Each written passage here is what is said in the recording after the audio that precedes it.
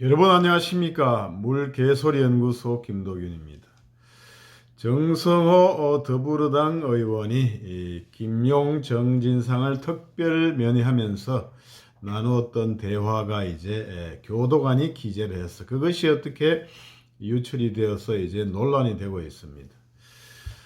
특별 면회라는 것인데 일반 면회와 달리 이제 두 사람이 이 무릎을 맞대고 얘기할 수 있는 그러한 것이고, 교도관이 입회해서 이제 특이사항은 적도록 되어 있는 그러한 것입니다.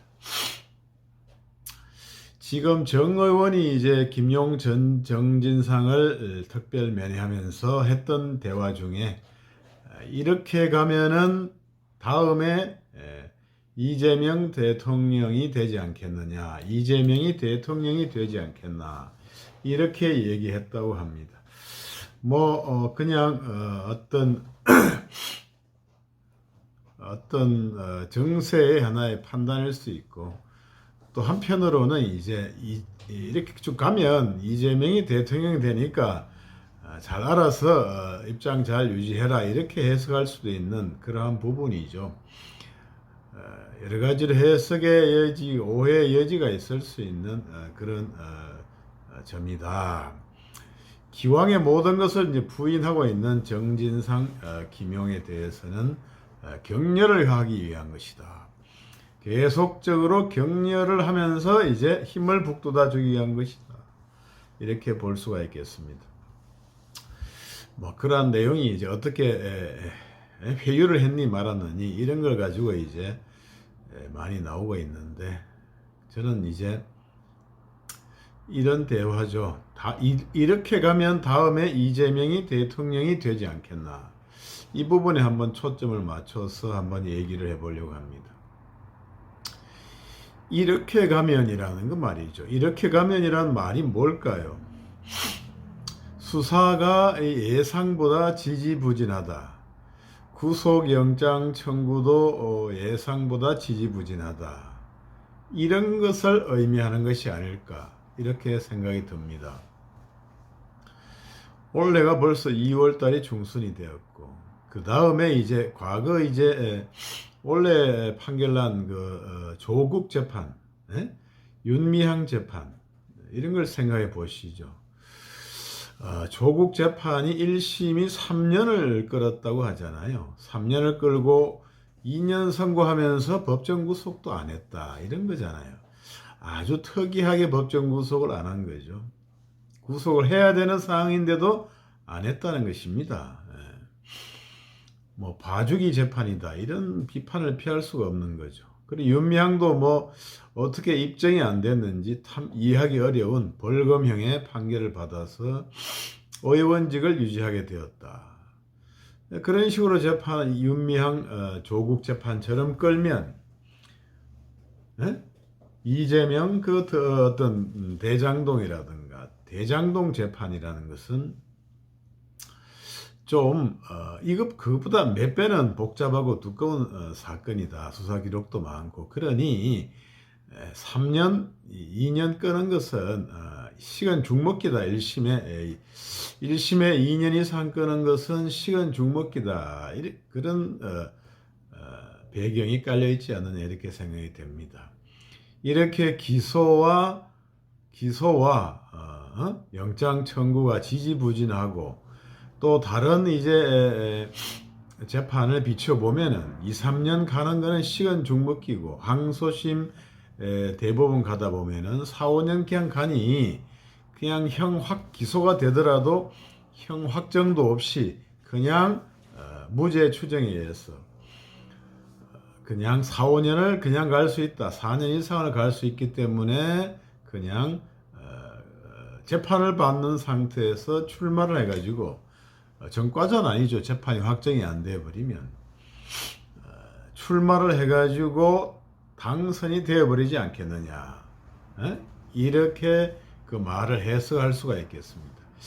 이렇게 수사와 기소와 재판이 지지부진하다 보면은 다른 선례에 비춰보면은 다음 대통령 선거 투표일까지 그냥 확정이 안 되고 가버리지 않겠느냐 이렇게 볼 수가 있으니 그러니까 힘내고 마음을 굳세게 먹어라 이런 얘기가 될 수 있겠습니다. 그래서 이제 그렇게 4, 5년을 끌 수 있다. 뭐 그렇게 대법원까지 한다면은 그렇게 볼 여지도 있겠어요. 사실은 이제 성남 FC만 따로 이제 떼어서 영장을 청구하고 또 따로 성남에서 성남법원에 기소를 해버렸으면 그 자체가 사건이 복잡한 사건이 아니거든요. 그 사건 자체가 뭐 법리상의 문제가 있지 어떤 여러 가지 많은 정인이나 이런 것들을 하면서 뭐 수년 동안 할 그런 복잡한 사건이 아니다 이거잖아요. 그렇게 해서 끝날 수가 있는 문제인데 1심 뭐 1심은 그렇다 할 수가 있겠습니다. 그런데 이제 한편으로는 또 사건 병합에 문제가 있죠. 고등법원에 가서 이제 합쳐달라 뭐 이런 소리를 할 수 있거든요. 이렇게. 그 병합이 되면 또 자연히 이제 저 대장동 사건하고 같이 합쳐지면 또 그것이 결론이 안 나고 뭐 4, 5년 뭐 4, 5년까지는 아니더라도 1심에 한 2년 뭐 2년 늦으면 3년 이렇게까지 가버릴 수가 있는 그러한 사건이다. 이렇게 되는 거죠. 그래서 어찌되었든 이제 이 사건 자체가 4, 5년씩이나 갈 수 있는 그런 위험성은 존재하는 그러한 사건입니다. 다만 이제 지난번에도 말씀드린 바대로 대법원장이 이제 원래 바뀌고 이제 법원에도 어떤 대법관도 바뀌고 그리고 이제 법원 인사이동이 또 새로 되면은 그러한 진행 좀 빠른 진행이 될 수 있지 않겠느냐 이런 생각이 듭니다. 그렇다면은 이제 지난 정권에서 이제 뭐 판사 인사이동이 안 되고 같은 재판부에 계속 몇 년을 해가지고 이제 사건이 질질질 끌고 막 이렇게 됐던 이런 부분에 대해서 말이 많았는데 재판이 빨리 진행이 된다면은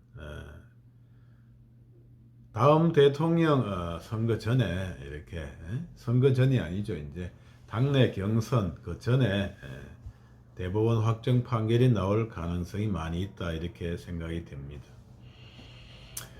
그래서 이 정성호 의원이 말한 이렇게 가면 다음 경선까지 끌고 갈 수 있지 않겠느냐, 대통령 선거일까지 갈 수 있지 않겠느냐, 그러한 말은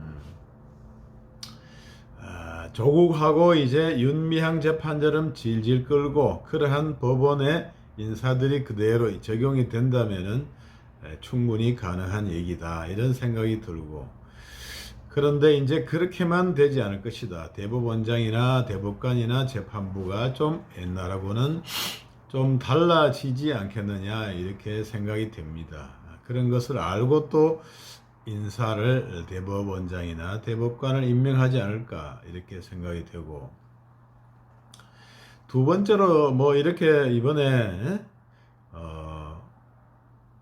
뭐 체포 동의안을 이제 구속영장을 청구해서 체포 동의안을 상정을 해서 통과가 안 되어 가지고 이제 계속 당 대표를 불구속 기소 상태에서 할 수 있더라도 과연 다음 총선에서 그러한 상태에서 승리할 수가 있을 것인가?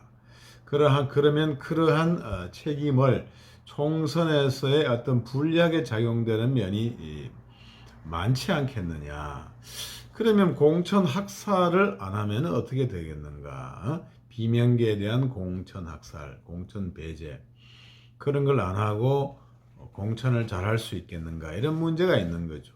그러면 공천 학살을 해버리면 또 총선 패배의 책임을 어떻게 혼자 감당할 수가 있겠느냐? 공천 학살을 안 하면 어떻게 당내 우월적인 지위를 차지할 수 있겠느냐? 이런 문제가 있는 거잖아요.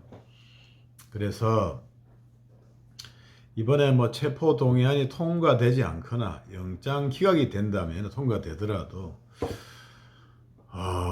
계속 총선이라는 국민의 심판이 남아 있기 때문에 그 고비를 넘어 가지고 계속 불구속 재판을 받으면서 1심은 최소한 끝나고 항소심도 끝날 가능성도 4년 동안에 상당히 많은데 그 고비를 넘어서 대통령 경선까지 갈 수 있겠느냐 하는 문제가 있는 거죠. 그래서 이렇게 가면은 대통령이 되지 않겠느냐. 거기에는 넘어야 할 산들이 너무 많고 현실적으로 넘기가 어렵다. 이런 생각이 듭니다. 또 하나 결정적인 게 또 하나 있죠. 선거법 위반 사건, 허위사실 공표. 이거 이미 기소돼가 재판을 받고 있는 거잖아요. 이것은 4, 5년을 가기가 도저히 4년을 가기가 불가능하다. 논점이 그렇게 복잡하지 않고 정인도 그렇게 많지 않고 최대한 끌려고 하겠지만 이것은 잘못하면은 이제 내년 총선 전에 끝나버릴 수도 있다. 잘못하면 총선 원래 1심